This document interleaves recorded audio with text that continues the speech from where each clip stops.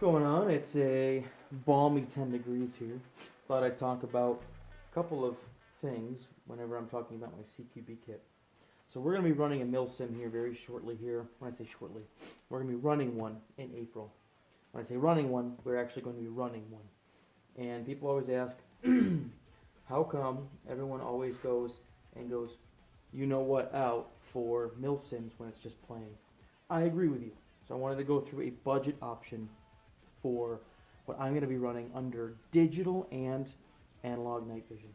Listen, I know I talk a lot about different ways to get gear inexpensively, but truly, my favorite place to get gear is at FTX Tactical. We're a veteran owned and operated. We bring that mom and pop feeling to it. We're not here to make a buck. We're here for you guys. That's what I want to be remembered by.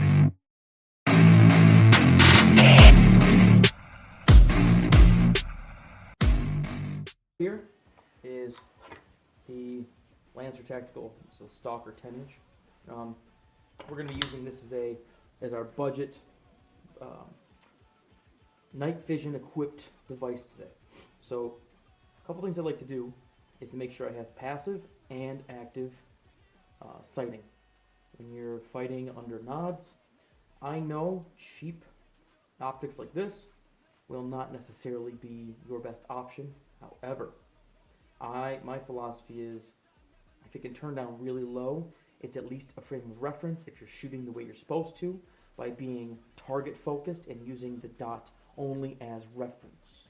So I know a lot that'll go against, that's contradictory to a lot of what people will say, but it works really well, especially up close. So for our active sighting system, I have two options here. This right here is a dummy Engol, I'm sorry, not Engol, a Maul rather. So it's a C1 Plus, a Mach C1 Plus. This has no function except for a green laser. It's not infrared, but it does work for CQB. The only problem is it's not sightable. This was like $10. This, on the other hand, has been surprising me. I've been goofing around with I have two of these. Goofing around with this. This is the MDL IG by Votatu. And this right here, this piece of aluminum kit, is actually surprisingly good. Is it going to hold up to real steel? I'm actually testing that right now. If I had to suggest anything currently instead of a PEC system or a Maul or anything real, this right here actually does quite a good job for what it is. We are going to mount this to the top of this system, and it will provide us with 3000 lumen, temporary and on-off, green laser, which is slave to the IR laser, which obviously you can't see right now. But you can also, with your light on, you can operate the green dot, and it works. This right here is also, for airsoft purposes, it has a charger in the back. So it's a magnetic charger, kind of like an Olight system in a way. This is really cool.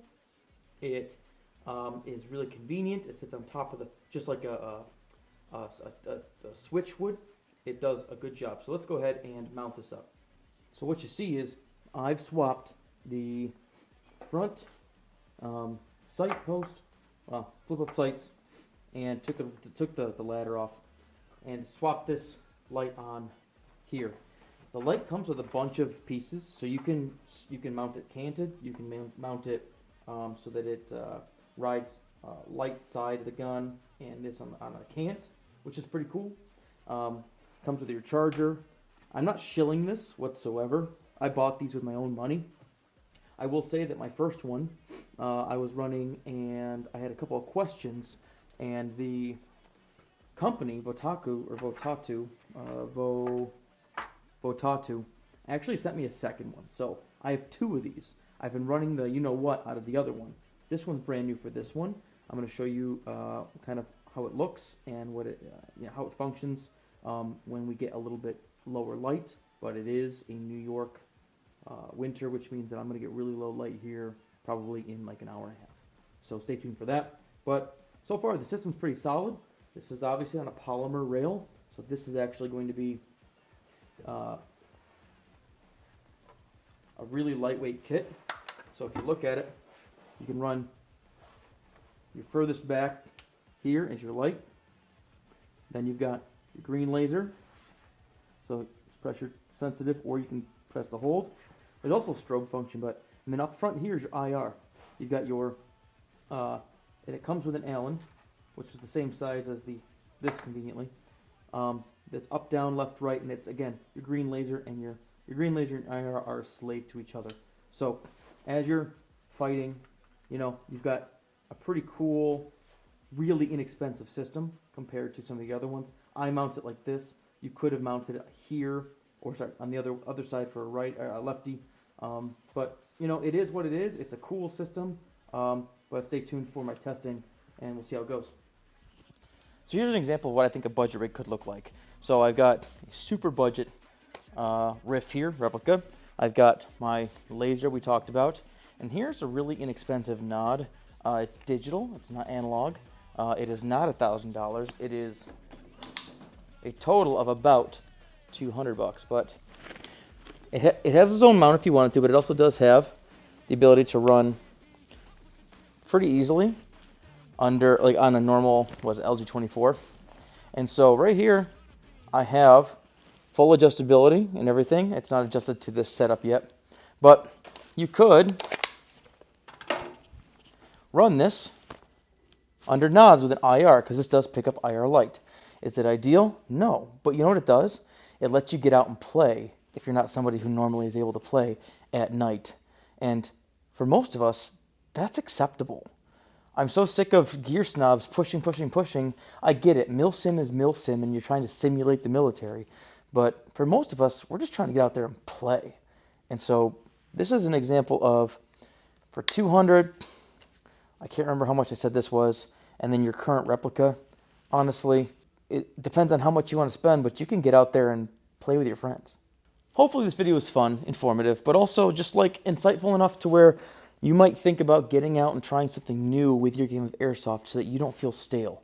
If the game starts to feel stale, you'll stop playing, and that's kind of against the whole point of what we're trying to get at here. Is accessibility means more of us playing. More of us playing means the hobby lasts and lasts and lasts. So my suggestion would be, don't harp on the guys who have inexpensive gear or entry-level gear. They're just trying to have a good time. Don't take yourselves too seriously. Remember, we're playing a silly game. Get out there and have some fun.